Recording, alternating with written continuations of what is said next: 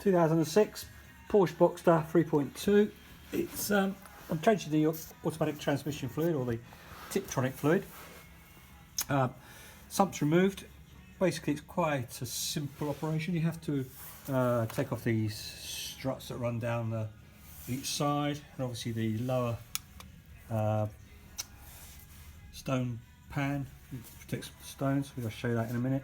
I've dropped the sump down on the auto gearbox, and I've replaced the filter. The filter was just held in by one bolt there, you can see there, and one at the back there. They were T40 star drive, Torx bits, what you call them, and the sump itself was held on by T27s, and the filler plug was a square H8, and the level bung was an H17. So yeah, I mean, you undo, it's just a straightforward operation. And obviously I had to lower the roll bar to be able to get the sump down, but once the sump's down, it's kind of quite simple.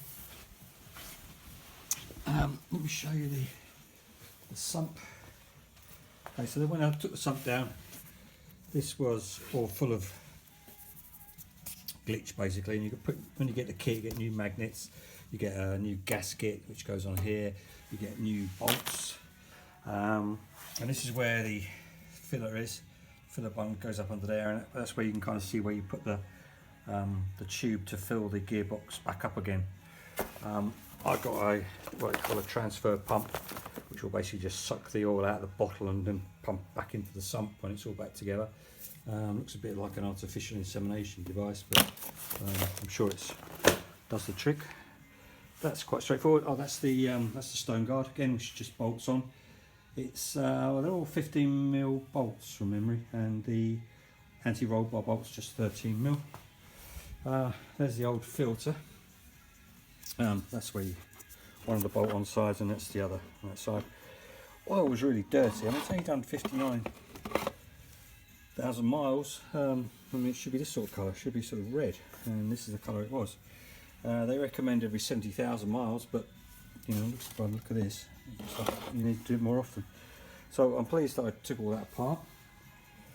What I'll do is okay, so the last things you fit back up are these bars, aluminium bars. They're held on by 4 nuts there, and there's a bolt down the end there by that axle stand, and the plastic cover at the bottom is held on by a couple of Torx screws.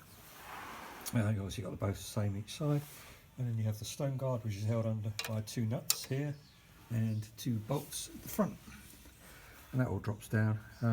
Obviously you top the oil up the gearbox through that top up there, which is quite easy. You have the transfer pumps I showed you earlier.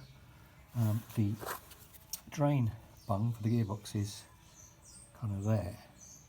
Now, some people say, you know, you cut away the stone guard so it makes it easier for you to drain the oil out next time. Well, really, the next time that you're going to do it, it'll probably be quite a few thousand miles in the future, so you probably change the filter at the same time. So yeah, I mean, you can if it helps you drain it out, but then, you know, you might as well change the filter, in which case to do that you obviously have to drop this all down and drop the sump as well. So no, it's not worth cutting it out.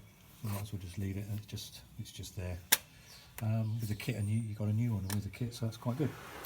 And well, that's it. And I hopefully you found this video interesting and informative. And until next one.